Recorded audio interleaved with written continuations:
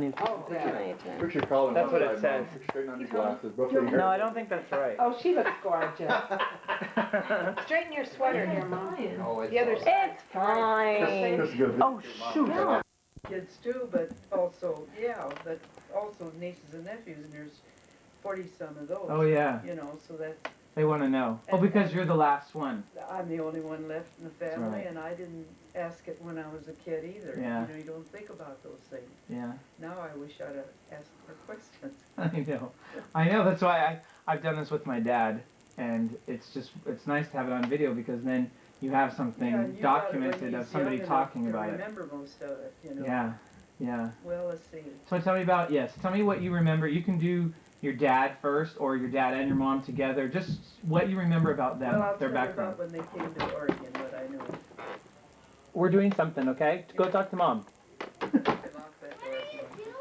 It's right there. We're just talking to We're just talking to Gigi. Yeah. Okay. Thanks. You can turn that lock if you don't want to interrupt. There you go. Let's see. What I know about my dad and mom coming to Arkansas, and that's the question that most of the kids ask, is why did your dad leave Arkansas with 9 kids and no friend or relative out here in Oregon Yeah. and decide to come to Oregon? And, you know, I don't really know the answer to that because I didn't ask it when I was little, and I wish I had now. Now, is your dad and your mom both originally from Arkansas? My dad was born in Chicago. Uh-huh. He's one of the Chicago fire babies. I remember you saying remember that. That's something I wanted all the kids to know. Now, when you say he's one of the Chicago fire babies. He was born right after the fire. His mom was pregnant with him. During the fire? During the fire. Uh-huh. And they had to evacuate their home. They lost their home. You know? Oh, yeah. I didn't know that till I just read that in one of the, Al Clausen sent me an obituary of my grandpa's death. Uh-huh. And that's how I learned they lost everything they had but their courage. Uh-huh. Wasn't that a neat statement Yeah. in the paper? I think I saw that obituary. Yeah, and I remember my dad talking about him,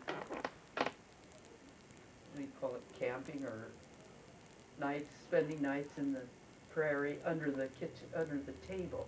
Now apparently they tried to leave with some of the furniture, that they had a table with them. And they slept under the table during, you know. Wow. Do you know how long they were, so they eventually left Chicago for Arkansas. Is that right? No, it wasn't for Arkansas. Where did they? Now I've got that in that obituary. I should have got that. That's all right. It's downstairs. Okay. Where they went from Arkansas, but From Chicago. from Chicago, yeah. But eventually he wound up in Arkansas. Eventually, and I don't quite know the process of that. And your mom was born in Arkansas? My mom was born in Wisconsin. Oh. Now how she got to Arkansas, I know less about my Yeah. mom. But you know that they started together in Arkansas. Yes. They got married. They met in Arkansas. Did they go to high school in Arkansas? Do you know, or school? They didn't finish grade school. Let's put it that way. Yeah. Okay. Kids didn't go to school. But somehow they met in Arkansas. Yes. Your mom and dad. Yes. My mother's dad was a carpenter, and my dad was a carpenter. So here was these two carpenters working together, you know. Oh, yeah. So her dad said to her, he would make a good mate for you because he would make a good living. Can you imagine that? Yeah, he's a carpenter. That's the tale my mother told. Uh-huh. That her dad approved of that marriage and would like for her to marry him because he had this good trade. Oh, really? So he was probably a good worker and figured you would make a good provider. Yeah. That's mostly what. And so my mother wasn't to please her dad. They had a good relationship. So they got married. And then they came out here to Oregon when I was a year old. So she had these 9 kids. And we didn't have any friends out here or anything. And I thought my dad was pretty brave to do that, have 9 kids and pull out with the whole family. And you were the youngest of the 9, right? And you were a year old or something? I was 14 months. Okay, and then how many other brothers and sisters did you have? I had 4 brothers and 4 sisters. Oh, that's right. And I was the youngest. Oh, yeah. And I never asked those questions. It never dawned on me till I got older. Why did they come to Oregon? Yeah. And they came right to Slovenia? My dad came out alone first. He came out to scout the place, Yeah. to look at things over, Yeah. and he bought this farm. This farm? The farm that we're on right Uh-huh. now. Yeah. And it was much bigger then because it's been sold off since. Mm-hmm. But it was probably at least 80 or 90 acres anyway, Mhm. something like that, Mm-hmm. between 90 and 100, Yeah. something like that. And he bought the place, and he went back to Arkansas and sent the 3 oldest ones out to Oregon on Mhm. the train. They were all teenagers yet. They were Mm. probably, the oldest was probably 19. And So that these was were quite- brothers and a sister? Yeah, Or 2 sisters and a brother. they were, what were their names? That was Anne and Mary and Tony, Oh. brother Tony. And he was probably they were like 16, 17, and 19, Oh, something in that area, Yeah. teenagers yet. Yeah. So that was quite a trip for them Yeah. to come out here. Yeah. On the And train. there was an old house directly to the south of the one that we have here now. South, That way, yeah, Yeah, uh-huh. right about over there. Yeah. And there was a place where they could live, and they lived in there about a year, long enough for my dad to start building a new home on the property to the north of it. Okay. And that was this house. That's this house we're in right Do now. you know how long it took him to build this? Well, they called it about a year. Oh, yeah. And he was a carpenter, He so was it a was... carpenter, and I remember and then he had his son help him. Uh-huh. I don't know who else he had. I don't Yeah. know more about it than that. But And then how did that transition job-wise from him? Was he a carpenter his whole life? Having lived here and owned this land? He Or? was in a business back in Arkansas. He left the business with his brother. Mm. And the business was kind of like a general store. Mhm. They sold cars, they sold furniture, Oh, yeah. they sold, This would have all been in the early 1900s, right? Or yeah, we came out here in 1918. oh, you came in, they moved here in 1917, 18. Yeah, somewhere in there. Oh, yeah. And he left a good business. He was in business with his brother. Huh. So it does make you wonder what made him come, Yeah, huh? right. Do you have any inclination, Well, like the his family inclination I issues? have is that my dad read a lot. He was a great reader. And I know that he probably heard that out west things were perking better economically. Uh-huh. I'm sure that was Sure. part of it. And he probably and he had all these relatives around him in Arkansas, a little small town that were mostly relatives. Did he talk about it in a way that it was kind of not always the He best? said he used to tell us he had to come to Oregon to find men for his daughters to marry that weren't related to him. Weren't related. Yeah, I'm sure. That's all I can tell people Yeah. that I know for sure. Uh-huh. That's the reason he came to Oregon. And how many siblings did he have? How many aunts and uncles did you have on his side? Oh, my mother was in a family of 13. Oh my goodness. Your And mom my was in a dad- family of 13, and your Yes. dad? My dad, let's see, I know he had, it was a big family too, but not that big. I can't And tell pretty you. much did all of those relatives, those aunts and uncles, and all of those relatives of yours, did they pretty much all stay out there, or did Not any of all them come this no, way? a lot of them, well, they didn't come right away. Yeah, We were the only ones out you here, were the first ones. first ones out here, and that draws people. Yeah, you know. sure. And then, well, it was probably when I was 18, going with Ernie. Somewhere in the teens there, we got a letter from my cousin, my dad's brother's boy. And he wrote a letter asking how things were, this was during the Depression now, you know, in the 30s. Yeah. And he asked the question, how are things in Oregon job-wise? Because he was a carpenter, and his cousin was a bricklayer, was a second cousin of mine. Uh-huh. They were a bricklayer and a carpenter, 2 good trades, Mhm. and they could not find work. Mm. And they were traveling around in this little old car that was kind of beat up, you know, looking for work in different states, and they couldn't find work. Mm. And they said, how are things in Oregon for a carpenter and a bricklayer? So my dad had me write the letter, and he told me how to put it. And I said, don't put it too flowery. Yeah, yeah. Don't make it too depressed either. Yeah. And tell them that you think if they come out here to Oregon that they could probably find work with those trades. Mhm. And so I wrote that letter back, and we never heard any more, never thought anything about it. And one night, Ernie and I were out riding around or doing something, courting. Came home, and here was this little old car in the driveway, and these two were here from Arkansas. Really? And they stayed here with us. They had a cart full of wash. Just some things never change. They said they ate at every place that they were invited. Oh, yeah. So they were hard up there Sure. for work. Yeah. That's kind of you've seen The Grapes of Wrath, right? Or read it. Yes. It's kind of the same, Yes, it was same that kind way. of story, just kind And of. so they stayed with us not too long. I didn't write that down or anything. I don't know how long they were with us. So how old are you then? You were probably. I was 17, probably, 17. or 18. You were born when? 19. 1916. Okay. Yeah. Oh, that's right. So yeah, you would. And of course, the carpenter and bricklayer, they right away built a little house in the state. And that wasn't a house; it was a little, just a Shack. just a shack, just to stay in. Yeah. You know, two-room Uh-huh. thing to stay in, and then they moved down to the state. Huh. And then after that, the relatives started coming. You know. Really? Did your mom and so these were all? But that was like 18, 17 years after we were out. Yeah, yeah. I was that old already. So it wasn't really until the Depression No. that they came. That's right. It was during the Depression they started coming. Hmm. And there's relatives in state, not to us, but to that second cousin of mine on the other side. Yeah.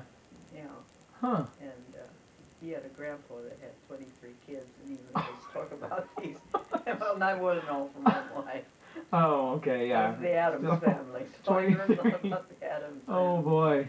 Yeah. Did your mom ever talk about much about her family or her No, parents? yeah, Or? I'll see. My mom did talk a little bit about working. She worked for some family. She went out to work. They did housework, is what that's probably the only job they could get. She worked for some family that could afford a. This was when they were here, or No, in in Arkansas? Arkansas. Yeah. Mm-hmm. And she said she had to buy a pair of shoes often. She told me how often, but I can't remember that. Because she had to sweep their walks and all this stuff, and the shoes wore out. Oh, interesting. But she didn't. But she told me about her dad wanting her to marry my dad.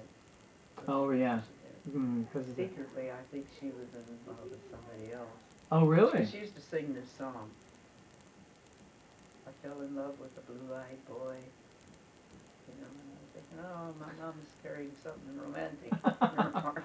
But you never But found out. I didn't learn too much. Her mother died young. Her mother was dead already. She When- died of blood poisoning in her arm, and so. Her mother was dead when they came out? Yeah, that's all she told me was that she said if my mother had been alive, I don't think I could have come. Yeah, I think I remember you saying that. Yeah, that's what she told me. But her mother was already dead, but she had all these brothers and sisters, and I thought, later in life, when I got older, I started thinking how tough that was for my mom to come out on the train for a whole week. You know, you were on a train with all these kids. She was up with She six. had the six Yeah. six youngest, on the train, and they talked about how I cried all the time. Oh, yeah. And I said, well, I didn't get enough to eat. No wonder I cried. Yeah. Oh, that had to have been, Yeah, just you know. a lot.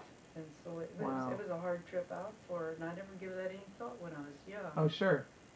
Yeah, and then also the reasons, like you said, the reasons why somebody, obviously, other than having read that things were good out here, and it was the West, and knowing my dad, that sounds like what he would do. Really? And he'd just say to her, "We're going to Oregon." So he was a risk taker. Yes. I mean, he was definitely the kind of person that wasn't going. He Yes. wouldn't just be, I'll just stay here where He it's was a leader, safe. and when he spoke, you're supposed to march. Mm. You know. And Yeah, so my mom so I did remember it. you My saying mom was very gentle, and Dad was strict. They were opposites. Opposite. Yeah. Entirely opposite. Huh. So she tried to keep the kids out of his anger. So do you think that you're more, what parts of you do you think are like your mom and dad, and what parts are different? That's hard for me to say. Maybe somebody else could analyze that better if they knew my parents. Yeah. I like to think that I have a little of each. You sound like you're probably a little bit more like your mom, just from the way you described. From the way you. Yeah. Yeah, she was always covering for us. She wouldn't tell Dad. Oh, yeah? Dad's coming. Did you do that with your kids?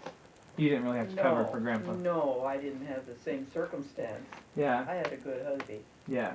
Yeah. So would you say then? I mean, your dad was pretty strict, strict, and when he kind of spoke, gruff. when he spoke, you didn't ask why. Really. See, and that's where I kind of rebelled silently. Yeah. Well, your personality is probably a little bit more. You respond differently to that than, like you said, your sister who said she was going to finish high school. It was just something she was going to do. I didn't push it. See. Yeah. You know, I didn't cross my dad on anything. I was a little afraid of him. Mm-hmm. As soon as I got married, my dad changed. Really? He was never bossy with me, or was very good to us. Really? I think he figured now she's no longer my responsibility. Yeah. And he changed. And that was completely. obvious. He Now, softened and he was good to us. Yeah. When did you get married? In 1935. 35. So you were 18. And Ernie was 22. 22. And if it hadn't been, see, he sold us a farm here. Well, I could probably I'm going ahead of myself. Sorry. My dad had money borrowed on the farm from somebody at Staten, and I remember him talking to my mom about, I don't know where I'm going to get the money to pay Mr. Dietrich next month.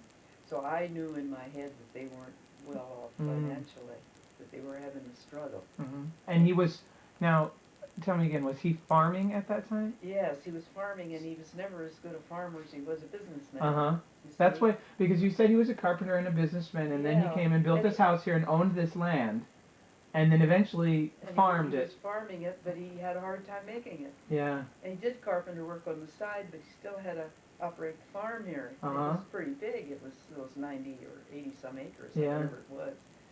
And he finally decided to sell it off, and I think he sold it off so he could pay it off too. Because this was after we were married, and he sold a third of it to one son, and a third of it to, Tony got the first third down there. He bought it. Mm-hmm. And Bernie bought a third, and my brother Ted figured he'd buy the other third. Ted didn't want it. Oh, really? He had already bought a home in Salem and decided he didn't want anything to do with farming.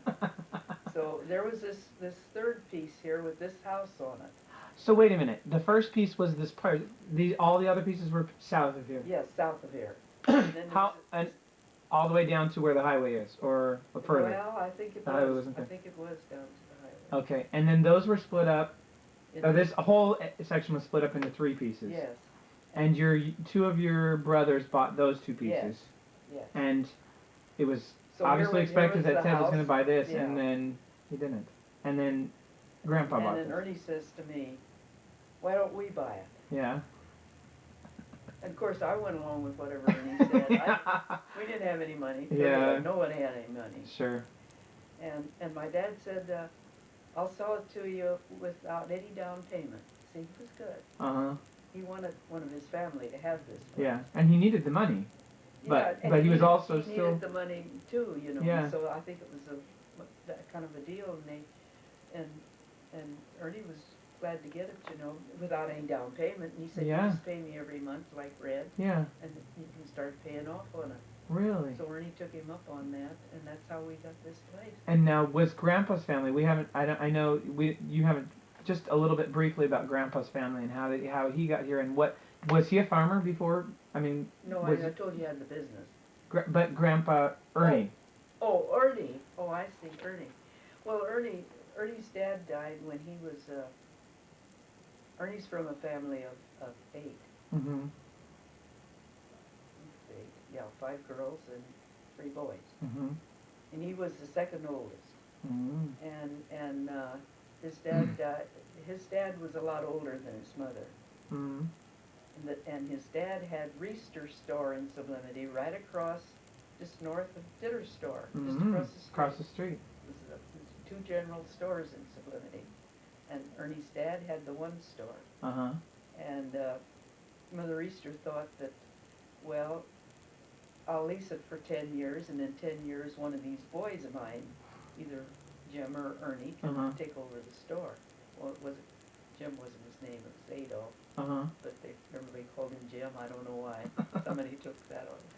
Anyway, they were like 12 and 13, those 2 older boys. So she figured in 10 years. Yeah. somebody in the family will run the store. Yeah. So that's what she did, and well, that 10 years turned up just about the time after when we got married. Yeah, I was gonna say right about when you Yes, got married. yeah. And so Ernie knew ahead of time that he was going to have to take over that store because Yeah. Brother Jim was Was out time. on a motorcycle flipping around and had no interest. It was a little bit of a rover, huh? Yeah, and Really? had no interest in the store, period. And so Ernie was just altogether different than Yeah. Brother Jim. But now was Jim younger than Ernie No, he or was older? a year older. So he was the oldest. Jim was Yeah, the oldest, and Jim then was Grandpa. the old, and then Grandpa, yeah. Interesting.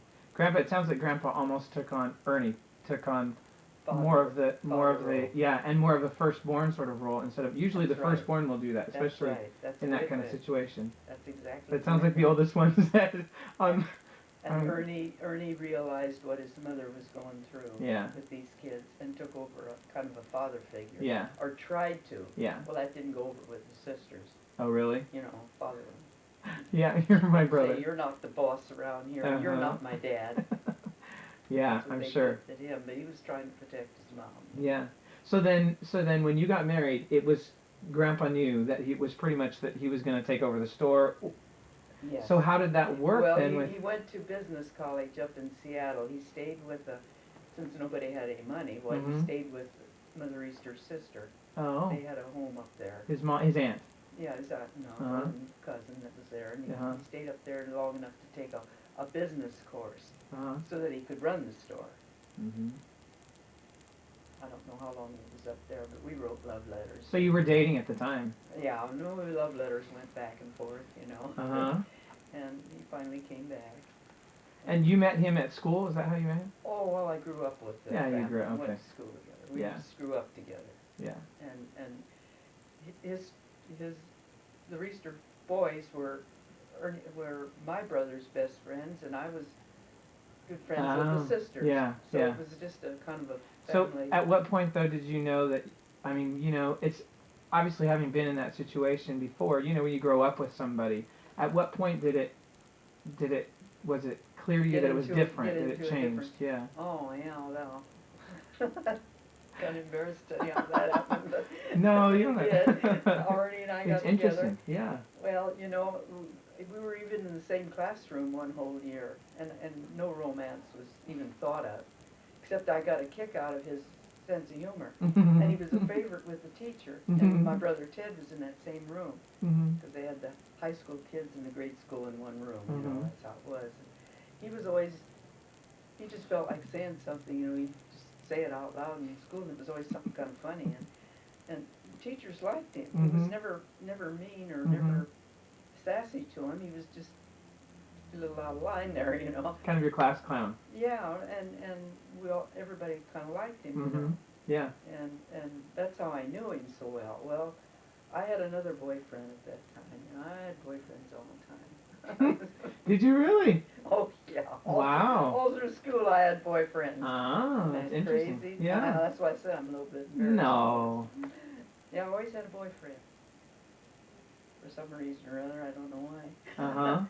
Anyway, what was the question you asked? It was about how you, just about how you and Grandpa changed. Then we used to belong to the Sublimity Dramatic Club, a little club that my brother got together. There was always a Sublimity Dramatic Club. There were 3 generations of them here in Sublimity. Put on little 3-act plays. Yeah. We called it the old Forster Hall. It's not there anymore. But it had a stage in it. Yeah. And it had an upstairs thing in it. And they gave plays in there. 3-act plays. Interesting. Acted them out, and they'd always draw good crowds. Generally young people. Yeah. And so my brothers carried on with that. And they were kind of instigators of that. And they tried to put together some actors and actresses. I was a little too young for the first part of that, so I was 15 at the time. Oh yeah. And Ernie was in these plays because he was 4 years older, so he was 19. Yeah. And they'd have a dance after these plays. Oh. You know, and I'd go to those. You know, Yeah. girls would dance with girls and that kind of thing. And then after the dance, this Sublimity Dramatic Club would have their little party up on the stage, you know, after the dance was over. And I was sitting along the sideline in the dance hall waiting for my two brothers to come take me home. Or one of them to take me home, and then they'd go back to the party. Because they were in the plays, too. Yeah. The two brothers. And Ernie's sisters were in it, too. And I'm just sitting there, and here comes Ernie down from the stage. And he says to me, "You're coming up on the stage, you're coming up and joining the party." And I says, no, I'm waiting for my brothers to take me home. And he says, "No, you're coming up to the party." Oh. And I said, "No, I can't go to that party." That, you know, and he picked me up and carried me up there. You're kidding! And that's why I said I was a little embarrassed to tell Oh, the that's story. funny. He probably had a drink of beer. I don't think he would have did it otherwise. Oh, And he carried me up on the stage. Well, that kind of caught some attention, huh? caught some attention. To Yeah. think that he wanted me there bad enough to Uh-huh. bring me up on the stage. And this was when you were 15? I was 15, he was 19. Uh-huh. Uh-huh. And, well, nothing, well, he was real attentive to me up there, kind of, you know, like I was something special. Uh-huh. He was to me. Sure. And that kind of hit of course I had another boyfriend, but I soon let that one go on. I was intrigued with the new one. You know, I like that. Yeah. That's the way it went, you know. Oh, yeah, that's I interesting. still like the other one, but he Uh-huh. wasn't a special one. Ernie took a new thing in my life. Oh, yeah. And the next thing I knew, the next week, my brothers came home from something, and they see, he was their best friend, and they told me that Ernie wanted to take me along. At that time, we had what they called the Sublimate Young People's Clubs. Uh-huh. And the parish at Salem had one, and then every now and then they'd get together for social, a dance or something, and say, Ernie wants to take you along. Ernie wants to take you to whatever it was. I don't even know what it was that we went to. Of course, I was elated with having a date with Ernie, and we went together in the car, Bernie and Ted, and that's the way we rode.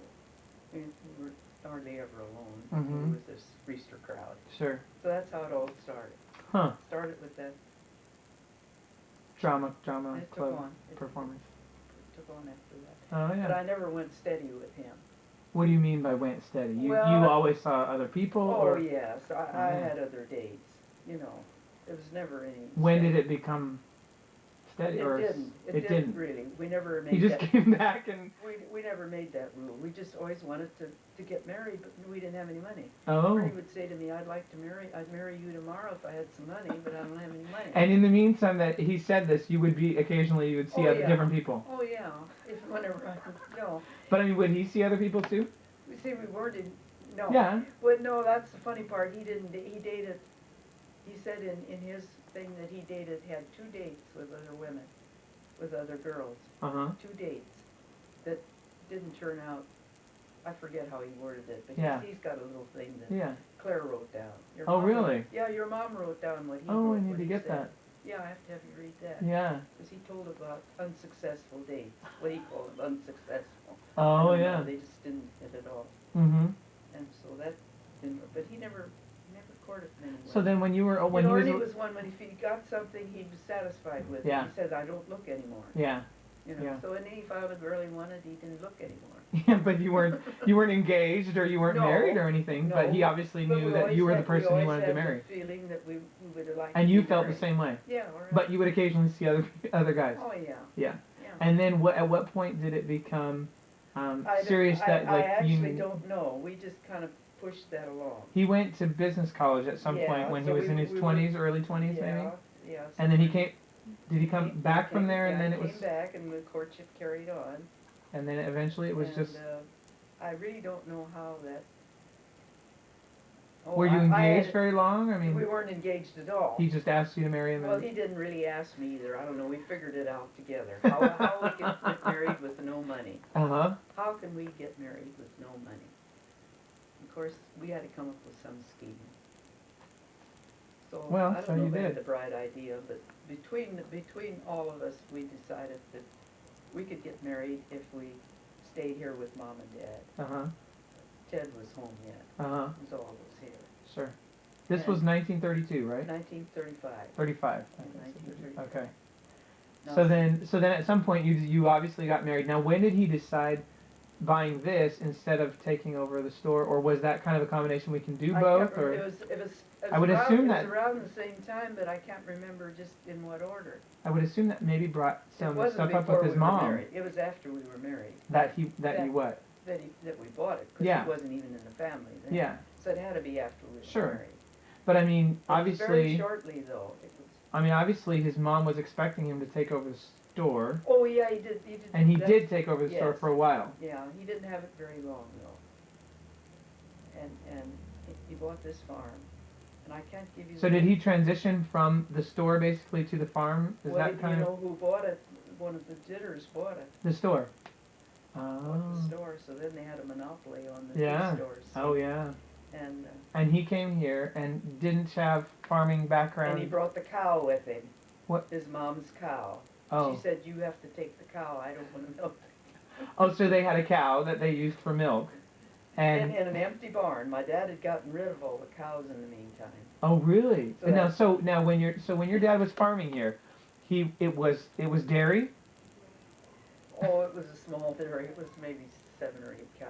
Okay, but I mean, is that how he was making his living or trying? And then the farm. And then the farm. Well, he had some strawberries and I don't remember. how Oh, many- I a don't bunch know. of different things. There wasn't much. So in it. when Grandpa and you bought the farm, there was nothing here other than your one cow, or his well, one there cow. was a crop out there, Yeah, whatever yeah. it was, but I don't remember. Sure. I know there was a small strawberry patch that went to waste because they couldn't sell strawberries. And it was beautiful berries, just Really? went to waste on the vine because you couldn't sell them. Wow. Well, Just because of it being the depression. that's right. Oh, wow. And people, so that's strawberries the part obviously of the were. depression I really remember. Yeah. And my mother canned all she could can, Uh-huh. and we just ate canned strawberries. Strawberries They're on not- everything. They're huh? not too bad. You know? Yeah. They were luscious big berries. Really. I'll never forget that. That upset me. See Wow. those- Oh, I'm sure all those strawberries on the. Yeah. So then you somewhere around. Do you remember when you bought the house here? You were married in '35, and was it a year or I think- two or? Well, it wasn't very long. Now they could look that up on Mm-hmm.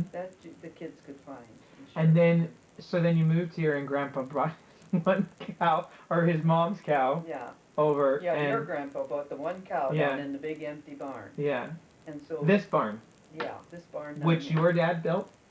Did your dad build this barn? He rebuilt. He Oh. remodeled it. Oh, It's really? part of the old barn. What? That What? barn is part of the old one. Which old one? The one The that one that was on here when we when bought it. when you came from Arkansas. Those beams up in the top part Uh-huh. are old, and they tell me they're valuable if somebody if if they ever somebody- take the barn if down. you got the right buyer. Really? But see, Red owns that now. Yeah. 'cause that goes But on. so this barn is a remodeling of a barn that had been here prior to your even arriving. That's right. That's So it's right. quite old. Yes. Oh wow. Especially up if you go in the upper part and look at those beams. Uh-huh. They're old. Hmm. And they're probably valuable to somebody, but you have to have a buyer. Yeah, sure. So then Grandpa came here, and then with his And cow in the fields, and somehow started to. yeah, your grandpa. Yeah. Sorry, Grandpa- I'm sorry. And I should start saying Ernie because that makes it more Yeah, clear. it gets pretty confusing. Yeah. But you know the story, and so you can kind of remodel The story. the story I'm giving you. Oh yeah. You know the details of it. So then, Be when explanation. obviously when you guys moved here and bought the farm, then he obviously decided to be a farmer, seeing as you had the farm and the cow. I mean, did he decide to go with? I mean, how did don't know how did it come about that How did, he what's- became a dairy farmer? You know. Because Okay. because Ernie had this one cow, he decided that he better get another cow. They had a big barn, it's like Topsy, it grew. Yeah. The dairy grew. Yeah. One cow after the other, not all at once. Yeah. One cow at a time, Yeah. as he could afford it. He Sure. got another cow till he had the one side filled, That was just only one side in that barn too, with cows. Uh-huh. The other side had the horses in it. Oh, really? When I was a kid. Oh, when you were a kid? Yeah. Oh, yeah. But now, when your dad sold it to Ernie, everything, did he gotten rid of all the animals or not? Well, my dad didn't have any more animals. Yeah, you said you had cows and horses, right? Yeah, when he was farming it, yeah. Yeah. He'd sold off all that Okay. stuff. And then when he sold it to that- Ernie, it was yeah, just so it was that the empty farm. barn. And, Yeah. And then Ernie just kept buying a cow, and that cow had a calf, and it grew, and it pretty soon Yeah. one side of the barn was filled. Sure. Then he had the other side remodeled into cow stall and filled that with cows. So that's how his dairy grew. So he had two sides with cows in it. So he had twice as many as my dad ever had. Yeah. So in a way that grew. Yeah. But that was a hard living. Getting up at 4:30 every morning. Oh, yeah. Go down and milk I can imagine. Do you back to to some things from your childhood? Do you what if you have like 2 or 3 memories that are the strongest things you remember as a kid, as a child? Because I want you to remember those things, and then I want you to tell me how you think it's different with kids nowadays, kids growing up, and what sort of things were the same, or what do you see has really changed? Well, the culture has changed dramatically in my lifetime. And I heard just the other day on the radio that during this lifetime there were more changes than ever in the centuries before. I'm sure. And the story I like to tell is about the young electrician who was working in our basement. And, in our basement I have Mother Easter's cook stove. Oh, yeah, yeah. Wood stove. Uh-huh. That we all cooked on. Uh-huh. And he was looking it over because it's a pretty nice stove, and he just was fascinated with that cook stove that burnt wood. And I said, I did a lot of cooking on a stove like that. And he looked at me and he said, well, you're too young for that. See, he couldn't imagine in my lifetime that it had changed. We were to an electric range by that time. See, now they're going clear past me where I'm lost.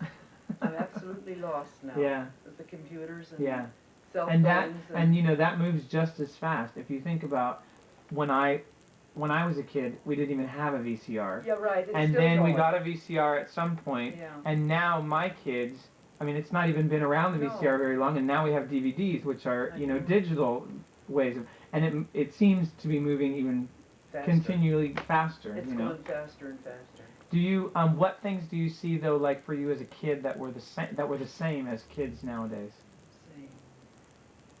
Like, like ways that you, maybe ways that you have fun, or find ways to have fun, or things that you, I don't know. Sometimes people say a lot of times with children, it's really actually a lot of things are the same. The way they play, the way they. Well, if you have real creative kids and don't buy them too many toys that do everything, they will build up that creativity. Now, like some of our kids, my Mary, would come up here in this room and play all by herself with cut out things from out of the catalog, the Sears Roebuck, and I played with those when I was a kid. That's the same. Well, and my daughter does that. Yeah. See, my daughter will sit and play with those cut out. In fact, she's doing that downstairs. I don't know if you saw her with the paper dolls. Your kids are real creative. I can see that right away. And they are ones that you don't have to buy all these toys for that do everything. And I played that way, and that's the way my Mary played. Yeah. So that, in that respect, that was the same, and I think that's where I noticed with the toys that do so many things. Yeah. They're like live people almost. But interestingly, I don't know that those toys are as popular as the toys that the kids have to use their imagination. You know what? With, I read an article in the paper the other day. We're going back to some of those old things, like the blocks and the Tinker toys. Yeah, and just those kinds of my kids. Those kinds of things that leave the creativity up to the kids, that they can do so many things with, that it's open-ended instead of toy does this. Those toys that just do those things tend to work for a couple of days, and then they get shoved off to a corner somewhere and they don't get played with. I know that as a father of little kids, because they've got some of those toys, and you see the toys that they spend the most time with, and they seem to. The kind we bought usually were Tinker toys and the Lincoln logs and the blocks. Yeah. The blocks are still down in the basement. Oh yeah. Those square blocks.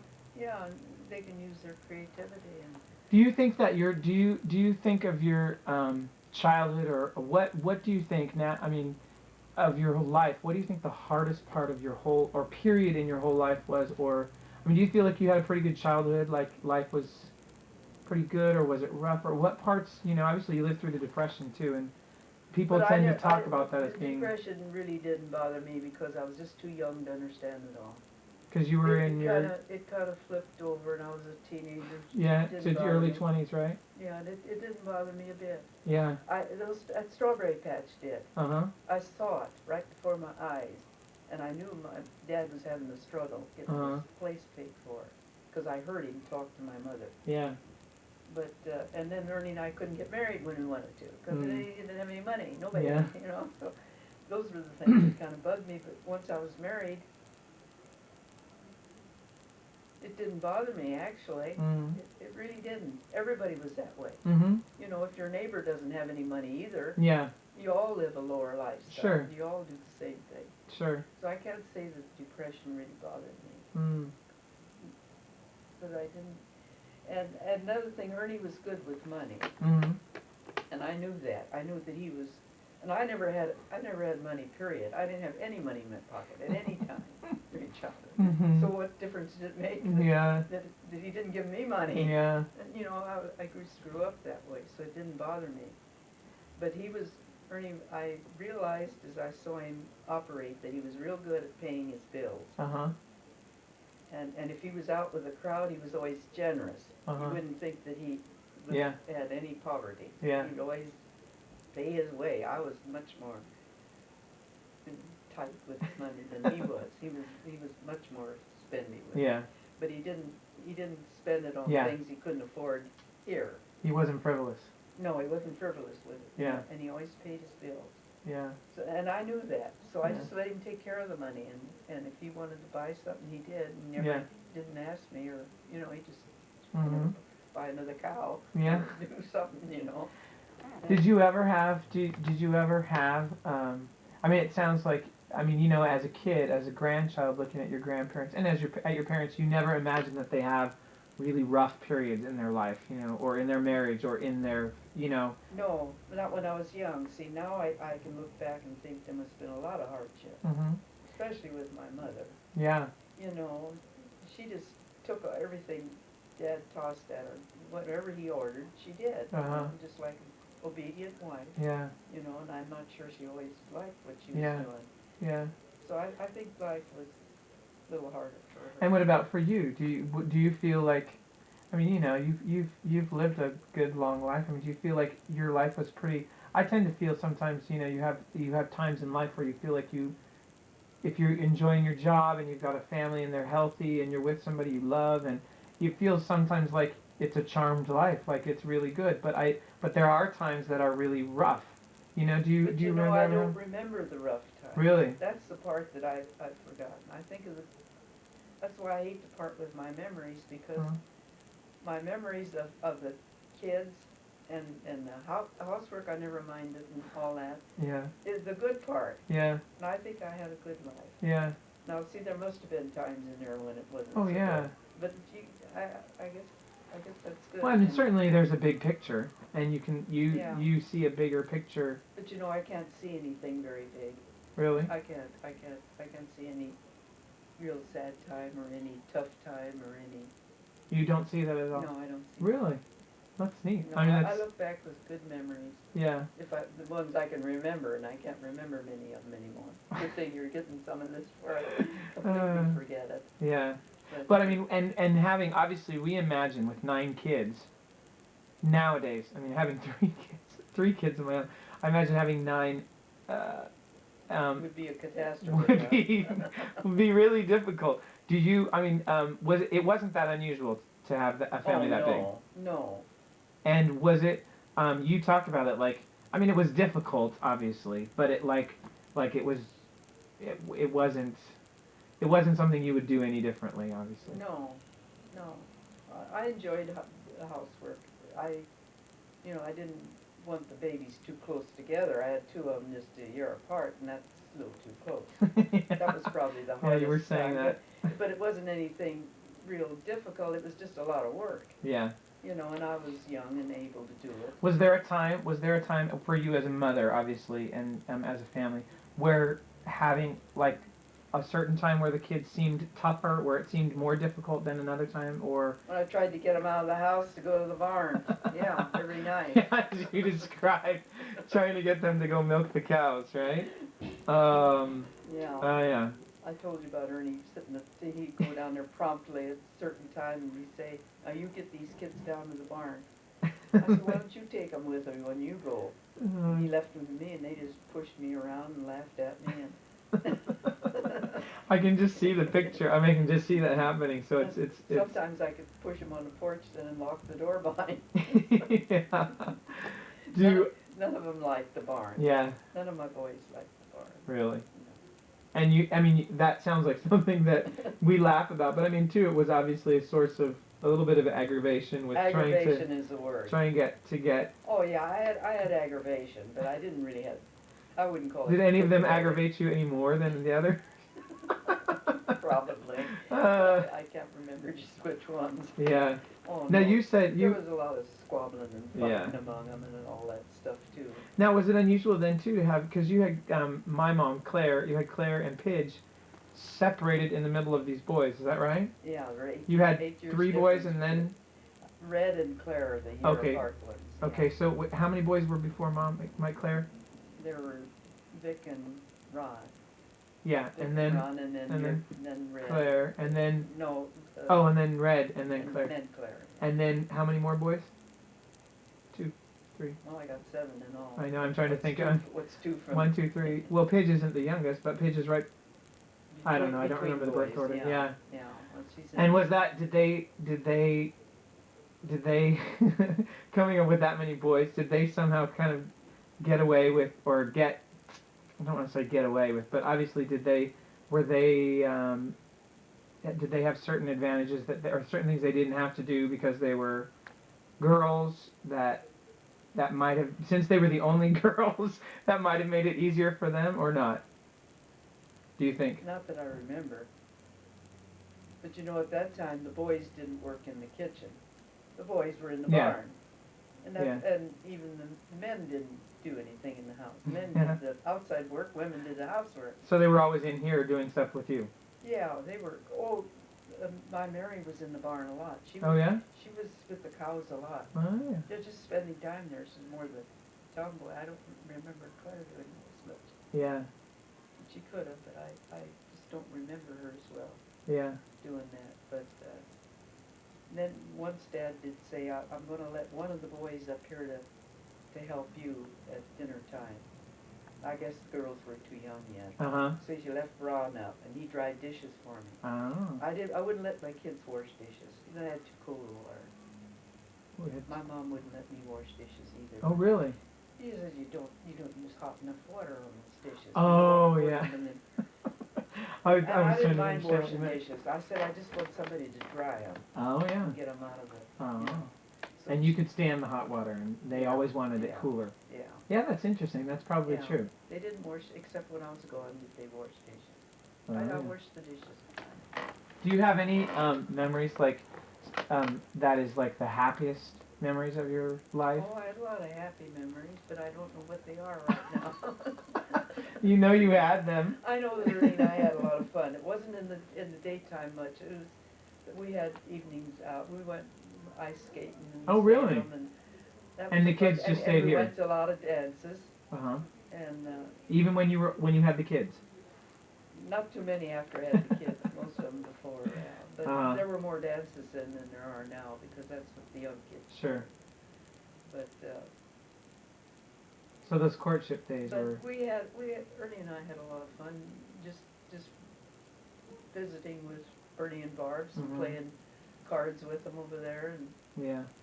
it was mostly just visiting. Yeah. You didn't spend money. Yeah. You know, Sure. so we had a lot of good times. Yeah. I don't know just what, but it didn't take too much to have a good time when you're working all day. Specifically a little bit more before you had 9 kids, right? Well, you Not know, that when that you're was- married and you're working all the time, just being out together is just Yeah. a good evening. Did you get out much when you had the kids? Well, we went Occasionally? We went enough. Yeah. We went enough. Enough to Yeah. You know, Give you a break. it wasn't like now that, and then I'll tell you about the trip my brother treated us to. That was kind of. Oh yeah, when was that? Let's see, Mike was This was Ted, right? No, Bernie. Bernie. Yeah. One night he came over and Mike was Ken was the baby at that time. So it was after I had there were 3 more after that, so I had 6 kids then or something like that. Mm-hmm. Bernie came over one night and said to me, he says, Sis, Barb's and I are going to take a train trip to Los Angeles and buy a new car, and we're going to drive it back, and we want you and Ernie to go with us. All expenses paid, because he knew we didn't have any money. Mm-hmm. The Depression was kind of over then. They were in the lumber business, which was good at that time. They were booming, huh? They were booming at that time. So Bernie had a little extra money, more than had. And he said, all expenses paid. And I said, oh, Bernie, we can't do that. I got a house. I got all these kids. I can't. No way. It's nice of you to offer that. But and Bernie's got a barn full of cows. We can't. Cows and kids. We can't. Hold on, what? What I did. Oh, okay. Can you here? I'll take it. Look. Okay, And I'm dinner's talking. ready almost. Okay, we'll be down in a minute.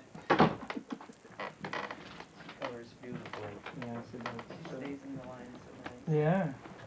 So, so sorry, you were on your way to LA. Yeah. So Ernie told his mom about it, and she says, "Oh, you go." She had 2 sisters down there, and sister-in-law. In LA? One of her daughter, not in LA, but in the Oakland area. Uh-huh. And she. And that's how Claire got down there, right? Yeah. Was to stay with care her. of Aunt Jen. Yeah. One relative. And she says, "You go. I'll come down and take care of the kids at your house." Uh-huh. See, Mother Easter was good to us, and my mother and dad were good. Yeah. So, I want that. What? Thank you. Uh-huh. Don't come up again. okay. So anyway, you were going to LA, and your mom Ernie's mom came over to watch the kids, right? Yeah. And Addie took the youngest baby. Yeah. Ernie's sister took the Ken. And you took the train to LA. Took the train to LA and rode back in his new car. What was it? Do you remember? I don't remember what kind of car he bought, but that was nice of Ernie. He was real generous. Yeah. Real good. Yeah. So that's really the only major traveling we did. Really? Never any like. We one night a year we tried to get to the coast. Oh yeah. That was after the kids were a little bigger, I think. Uh-huh. One night at the coast, Yeah. with the older ones, Did you ever have an empty nest? I mean, at what point do you remember it being empty? The first one to leave was Ron, when he got the job at the Oakland Tribune. And then. And Vic at that time went in the Army, so he was over in France. But I mean, you always had kids here until. Well, I guess you've always have. With Jimmy. Ernie and I were never alone. Yeah. We're never alone. Because Jimmy's always been here, right? Jim's been here, yeah. Yeah. Jim's been here ever since he was born. Yeah. Yeah. No, we were never alone. Yeah. That's interesting. That is some life, isn't it? Yeah. Never alone. Especially considering how, but I mean too, at the same time, how close you were, that you were never alone, but you were incredible. I mean, my impression of you, and from what you say, is that you and Grandpa were really close, but I mean, you were never alone. And I mean, and I think with 9 kids, obviously you always had people coming and going, a lot of company, a lot of visitors. Ernie was very good about inviting people. He was very social. Really? Yes. Yeah.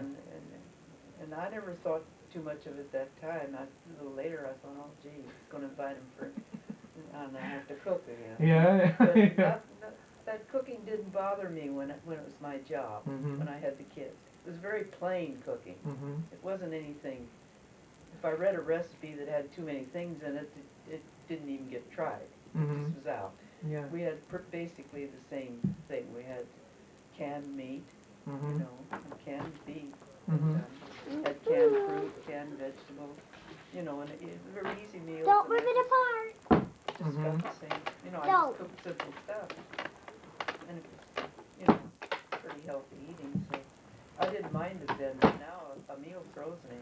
Really? I can't, Oh yeah. it never was my thing, Uh-huh. cooking, Really? no. I'd rather Yes. wear sturdy diapers than anything, clean house. I liked housework. I mean, obviously, your religious faith has been really consistent throughout your life. Yes. Did you, and that was handed down to And you? Ernie's was too, Uh-huh. that was the good thing. Yeah. And like I said, good in-laws on both sides Mhm. that helped us, that encouraged, that didn't disagree with us marrying, liked both of us. Mhm. Her family, his family all liked me, my family all liked Ernie. Mhm. That helps a lot, Mhm. and that's why I think that's an important And part of marriage. your families were both you Dinner's growing up. ready. Okay. You growing up, your families were both Catholic. Yes, Okay. yes. And did you ever have a time, you know, with a religion, especially too, as you grow up, if you grew up with the religion of your parents, do you ever remember a time that you made that you knew that was something real for you, that was personal for you? I knew it all the time. You did? I knew it from young on. Really? From young on. And I had a marvelous teacher in the first grade that gave the best religious instruction that I remember. I remember that very well. Mm-hmm. She told the story of Jesus dying to open the gates of heaven for all of us. I'll never forget those words. She was very instrumental in the early religion teaching that I don't think our kids today are getting. Mm-hmm. They don't know their faith. Mm-hmm. I meet Catholics all the time that don't know their faith. Sure. Sure. And we knew it.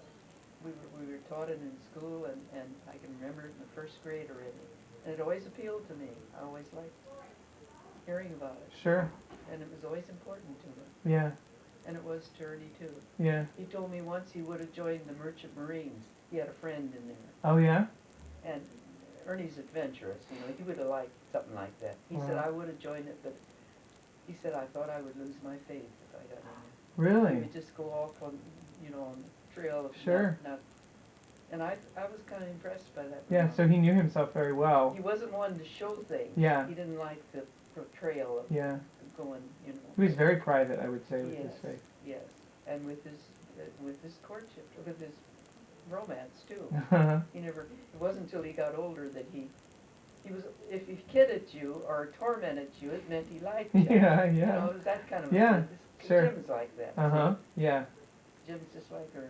Is he? Yeah. Is that would you say of all your kids, Jim is the most Well, like? I Ernie? see that part where he teases the girls, Oh yeah. and now if he didn't like him, he wouldn't tease him. Yeah. Yeah. See, and Ernie did that. Yeah. And he did it to me once too. You know, he had to put one of his remarks, and he didn't like it because he said, "What? No response." I didn't even. It wasn't what he told me. Didn't bug me anymore. See, I was becoming aware of it, and I just. Yeah. And he didn't like that I didn't have a. You know, a comeback. A comeback, sure, yeah, Comeback. because he was pushing Yeah, that right. button. So they're much alike in that way. Do you see any of your kids as being most like you or like Ernie? Pidge is like me. Yeah. Yeah. That's what I see Yeah. that too. Your mother is definitely on the Riester side. Oh They yeah. just go fast. Uh huh. Yeah.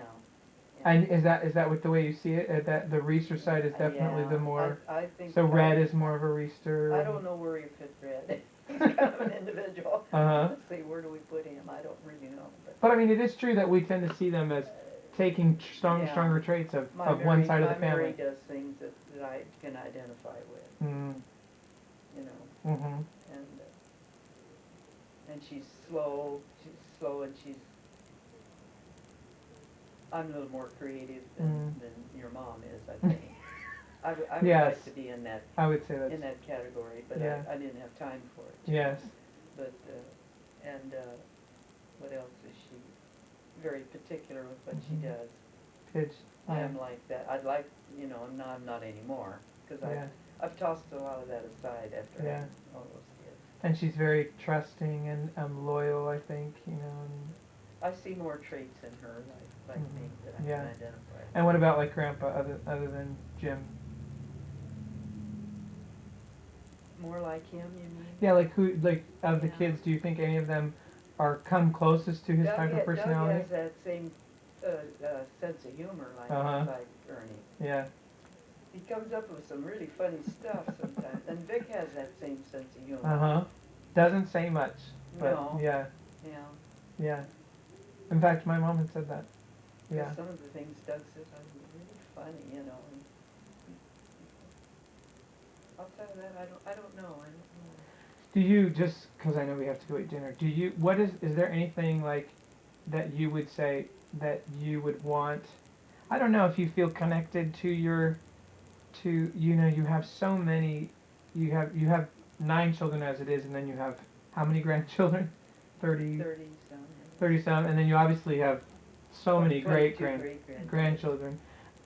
Is there anything like that you would want them to get from you, or you would want them to like, do you know what I mean? Not like, I guess if you had like one thing that you could pass down to them, you know, like your children are always saying, this is why I say this, because like your children, my mom and my aunts and uncles are always saying, they always talk about you, and Grandpa obviously is having huge impacts on their lives, and the kinds of values and the things that you had, in ways that I think that they want to pass some of those things on to us. You know what I mean? Well, but I don't know. I mean, obviously your personality, you seem like you definitely wouldn't. What do I want to say? You probably think it as being a little much to ask you of what you would want. Somebody would be like me or anything. No, not necessarily to be like you, but what would you want them? Is there anything you would want them to know? I would hope that my faith would carry on to my kids. Mm-hmm. The way Ernie and I both felt about it. But Ernie didn't portray it that way. You know, he was more casual. Sure. But when he made that remark, I could tell how he really felt. Sure. And my faith has always been the most important thing in my life. Yeah. And I want to see it for all my kids and all my grandkids. Sure. The whole family. And that's what I've offered this last year's deal that I had to go through. For my kids. Yeah. I told a couple of them when they came in and had brothers, I said, I just can't bear the thought of not being in heaven with me. You know, your family. So that's one trait. Did that with you, obviously having the heart attack and all of that time, do you feel that made you look at, feel like made you look at life differently now? A little bit, yeah. Yeah, I think so. Yeah. You appreciate the things you have more, you know. I know you personality-wise and your faith, you were ready to go one way or the other. Yeah, it didn't bother me a bit. And that's talking about the funeral and everything, and it didn't faze me a bit. But you're equally as happy to still be here. Yes. Yeah, I'm glad you know. What is it specifically that makes you glad still to be here? Well, just my kids and their kids, and just watching them all.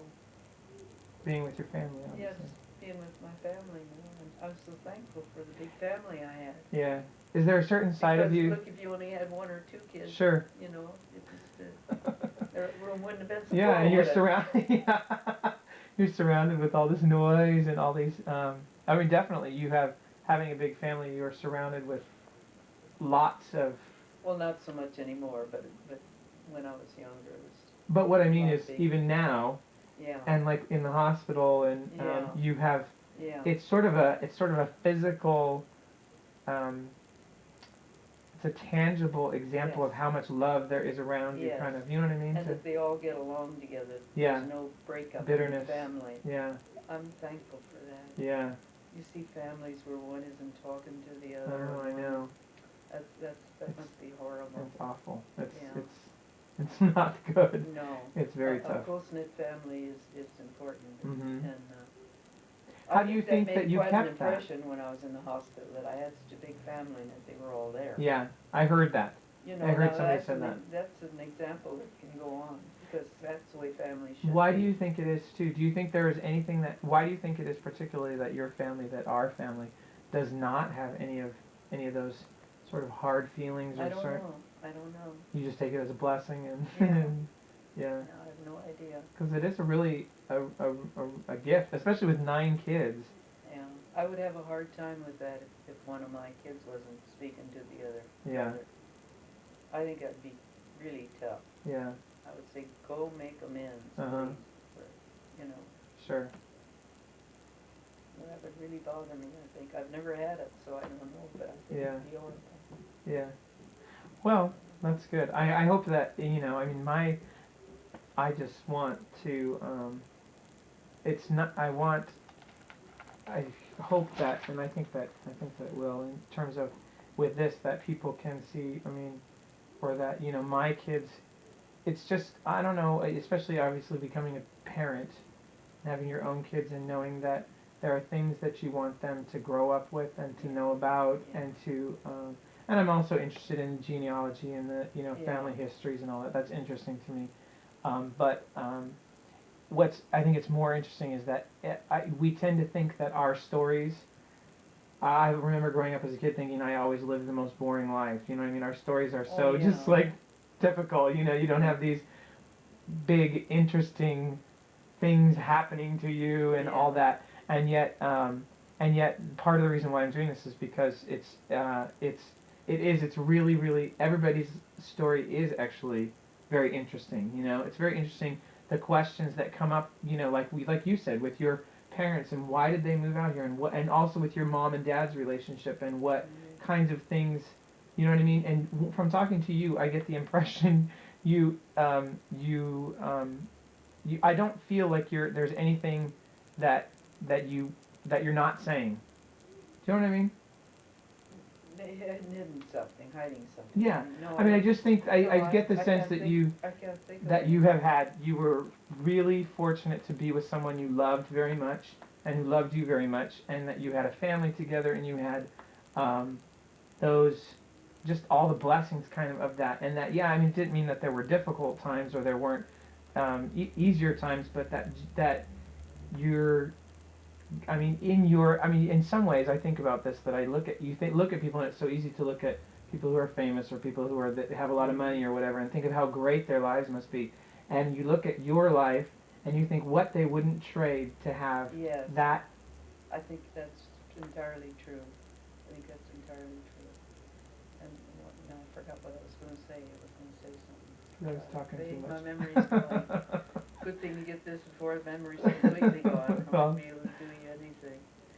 But, I was going to say about arguing, you know, couples arguing, or Mm-hmm. I always told the kids, I said, your dad and I argued about a lot of things, but we never fought. Uh-huh. We never had a fight. Yeah, that's, You know, yeah, a fight yeah. over it. Or You people know walk what? out You know and- what Ernie would do? We'd argue a while, and he'd say, "End the conversation." He didn't convince me, and I didn't convince Yeah. him. We had different ideas a lot of times. Uh-huh. You know. About what kinds of things? Well, I don't remember. Just but, anything. and we, Yeah. you know, something don't amount to life. You Yeah. know, nothing important. Yeah. And you argue about them, and you know, one would toss some. We never tossed rude remarks at each Yeah. other. You know. Sure. In spite of the differences in Sure. opinion, we had a lot of differences. Yeah. You know, in opinion. Yeah. It'd be hard to go through life without different opinions. Oh, yeah. You know, you have a mind of your own. Do you feel like, I mean, when you look at, you know, life in general, and you look at how many people are married who are unhappy or who end in divorce, you know, do you feel that part of the, I mean, what do you think is the true reason of, do you feel, of success with you and Ernie? Is it, or do you feel that there is a certain amount that was not luck, but that was blessing, that you happened to be with him, as opposed to maybe with someone else? But you know, I know you see people who are unhappily married, or whose marriages end in divorce, and do you feel that they're in the same situation, that they were in the same situation as you in your relationship with Grandpa, in that every, I guess I think I know what you're trying to say. That if they'd handled it right, it could have been. as good as you and As Grandpa good, had it, yeah. or No, I never thought of why.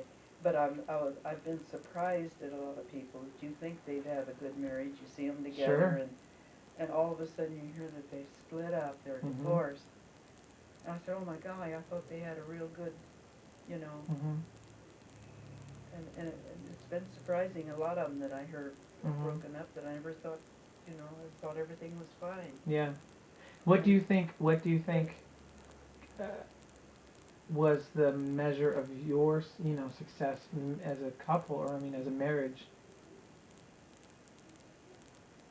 I don't know. I think it was just a blessing. Mhm. I don't know. I think it was a blessing. Because I mean, definitely there. I remember praying before I got married. You used to make May altars to the Blessed Mother Mhm. when we were kids. Mhm. I had one right in this room, Mhm. a May altar.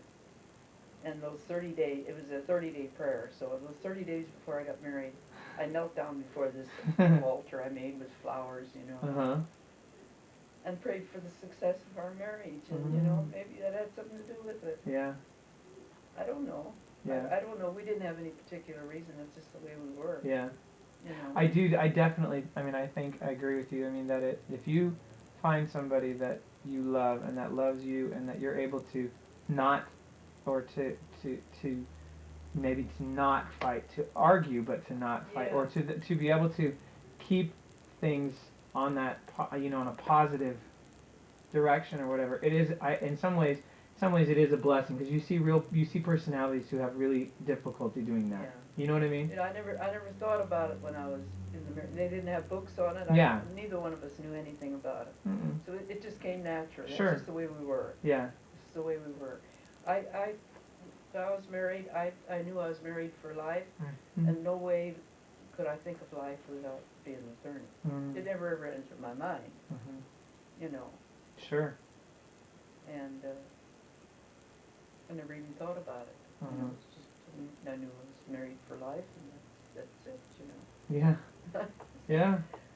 Sure. Not all that advice you get, you know, I how know. to handle it. Well, and I think too, I think it is true. I think that you can get over, I mean, some people really like to overdose on all that self-help stuff, and that, and I gotta read this more, or this book, or I gotta do that, or whatever, and, I definitely think if you're fortunate enough to enjoy, to being with somebody that it's like that with, and take it as a blessing and enjoy it, and if you're not, I mean, you definitely, I don't know how you would work to make it like that. Do you know what I mean? Yeah, I know what you're saying. Because I mean, I do know that it's I went to a, it wasn't a retreat, but it was some kind of religious thing in Salem once. A lady was giving it to women, I think. Or I'm not sure how it went, but anyway, she says, you go home and ask your husband what you're doing that he doesn't like, or that he doesn't want you to do. So I took her advice, and I came home and I said to her, Ernie, you tell me what it is. Same time I should have thought, well, you opened a can of worms, wouldn't you? Yeah.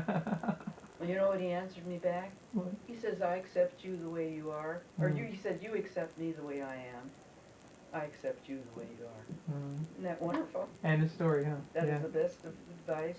I Absolutely. never forgot that remark.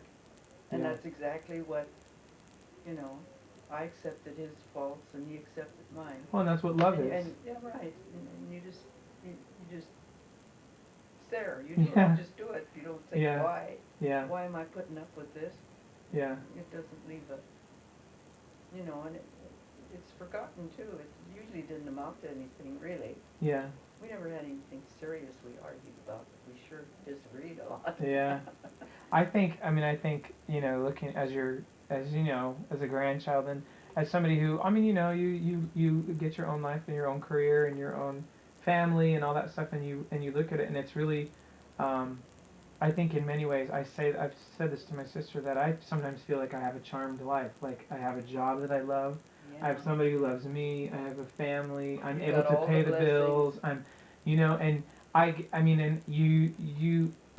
certainly, I mean, with 9 kids and with a family and growing up on a farm, I get that impression from you that you have you had and you have a charmed life. You know, you have all of these wonderful things. You didn't. I mean, it doesn't mean that it wasn't without occasional hardship. I know we didn't talk about the baby that you lost, and I don't know if that was a really significant part or. Yeah, that was. I forgot about that. That was really hard for me. When was that again? Well, it was the third one, and it was a definitely ordered baby, you know. I just had everything kind of planned. Uh-huh. I thought afterwards you don't plan things too well. God plans them Let better. them, You know, I learned that lesson from Yeah. him. But, you know, it was hard to carry a baby full term and then have it die within you. Mm-hmm. It was dead for a week before it was born. you Yeah. know. Yeah. And I immediately got pregnant again, you know. Uh-huh. That's when I had Red, you know. Oh, It was yeah. between Red and Ron, yeah. Oh, See, okay. and Ron was broke, and I'm staying in this little, you know, this is a nice time to have another baby. Yeah. I don't have Oh, anybody yeah. in diapers anymore. Oh. Then I had 2 in a row, right? Yeah. Zip, you know. Yeah. See, God gave me 2 of them, right? Yeah. Yeah. That was a little difficult. Mm. Yeah. And did you find that having another baby, getting pregnant again right away Yeah. helped? Yeah, that was okay. Yeah. Yeah, that was very much, that was all right. Yeah. Yeah. Did Ernie, did he ever say anything about that or? No, he didn't talk about it. Yeah. No. But see, I'm sure he felt stuff, but Yeah. he didn't say anything. What about towards you or like in helping you? You know? He would be helped but he had so much work on his Yeah. own. He was in the barn and It was but quickly Ernie moving was to. good with the kids. Yeah. Yeah, he was good with the kids. He'd come in after a day's work and play with them some more on the floor. And I was wanting to, I said, do something with these kids.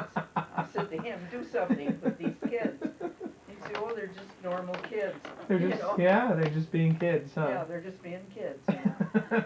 The only thing he ever complained about was throwing rocks and breaking the barn windows. Oh. Because half the town kids were down here, you know, playing too. And Oh he yeah. was constantly putting in new windows. Uh-huh. They weren't deliberately breaking them, Sure, but they were sure. playing and Yeah. broke the windows, you know. He said, I'm tired of putting in windows. Oh boy. So Isn't that funny? there was, you know, all that stuff. Yeah. And Jim has pretty good memories of his dad, you know. Yeah. I can tell that. Yeah, he seems to. I mean, you talk to him and you can Yeah. hear him. Yeah. He has a lot of stories and a lot of things I that he think he has remembers. a lot of the qualities of Ernie. He's really a good kid. Mm-hmm. He just doesn't show a lot of loving things. But Mhm. Ernie never did either. Mm. He didn't like that mushy stuff that people Mhm. tried to display all the time. Yeah. I think he thought it was a little bit insincere. Maybe. Yeah. Some of them liked it, you know. Mm-hmm. So he was just plain honest. That's all he did. Yeah. Yeah, he was. Yeah. In a good You way. weren't at his funeral, were you? Because I was at his funeral. were you at his funeral? Mm-hmm. It was at St. Boniface, right? Yeah, but you and Kevin were down south school? in school. You were the only 2 I think that weren't there. No, your mom said you were clear down south. You remember? Where'd you go to school? Cool. Yeah, in L.A. In L.A. In L.A. Yeah. School? Was it? Are you sure? For some reason I remember. Oh, maybe it was your anniversary. When did he die? He died in 1989. 89. Well, yeah, I was in college then, for sure. What month was it? It was in August though, but I think school. The Yeah, we college had. started Was it at early. the end of August? Yeah, I think I remember your mom saying that you were just started at school. So. Oh yeah. But I was thinking of the prayers that I gave. You know, they have the prayers that would pray. Were what some of the lay people give prayer Mhm. requests. You know, at the altar or something. Uh huh. They read them and everybody says we prayed to the Lord for this intention. And I had the 2 son-in-laws do that. Ron Mm. Borges, your dad, and, Uh huh. and Brian Mm. go up and read those. And I didn't know what they were gonna. I let them make them up. I let them do them. Uh huh. And they had a lot about Ernie's honesty. Mm. And so that must have been a quality that stuck out. Yeah. Because I didn't have anything to do with that. Oh really? And I was kind of amazed at what they were reading. Uh-huh. Is that what they said? Yeah, there were different things that, I don't know how they worded it, but and they had something, they made up the bulletin too that was printed, and it had something about an honest man is, Yeah. the honesty came out. Uh-huh. I thought that was interesting, is that the way they saw him as an Yeah. honest man. Yeah. So he didn't want any pretense, or pretending. No. Yeah, he was definitely not, at least from what I remember too, I mean, you don't, being honest, that was probably also part and parcel with not, he was not, not superficial, I don't want to say that, but like he wouldn't say a lot Yeah, that, certainly, so that what he did say, meant a lot. he meant a lot. Yeah, right. And it wasn't until he got older that he called me sweetheart and darling. I remember Really? the day he went to the hospital. You know, I said, are you feeling all right, or do you have any pain? He said, no, darling. You know, I Did could hear it sound that, funny? Yeah, right, because he never called me Yeah. darling. He called me sweetheart quite a bit toward the end. Uh-huh. You know, sweetheart. He'd say, sweetheart, you look lovely. Uh-huh. He'd tell me before I'd go out. Then he was getting a little complimentary when he was older. Not when he was young. If you ask him if you looked all right, he'd say, yeah, you look fine, you know, like that. Yeah. He just wouldn't spread it on. Sure.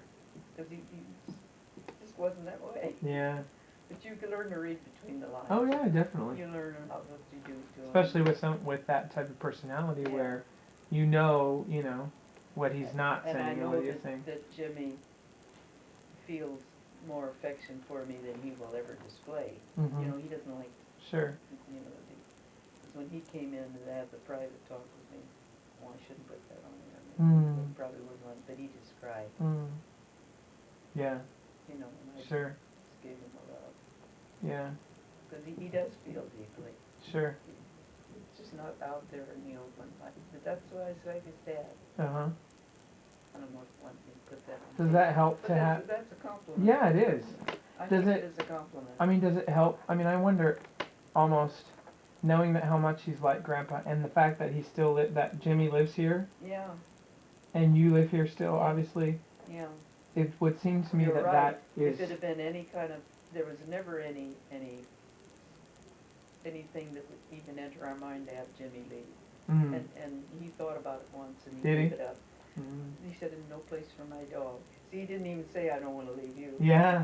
But you know, basically, we got along great. Yeah. You know, was never a problem. Yeah. I said, if he'd been a problem, we could have told him, "Hey, go for yourself." But we liked having him here.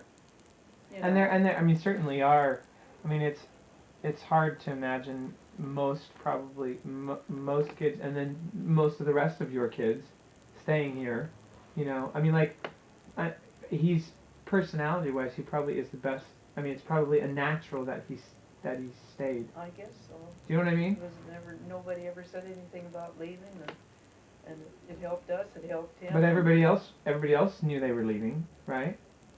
Yeah, they all had plans, and Jim just didn't go. Yeah, and I just think, I think that's, and you know, in some ways, I don't know, maybe in some ways it's almost it's almost something from God, like blessing Yeah, I you, liked you it know, because especially after having lost Grandpa it Ernie, was you know. great after Ernie died to have him here. Yeah, Yeah, and I remember my mom saying that. yeah. I remember my mom saying Yeah, that she was really glad that Jimmy was here, and you know that that's right. it would help you, and that it was helping you, That's right. It was good just to have him. I look forward to him coming home like I used to Ernie with the putt on the green John Deere. I hear it coming down the road. I say, oh, and it's coming home.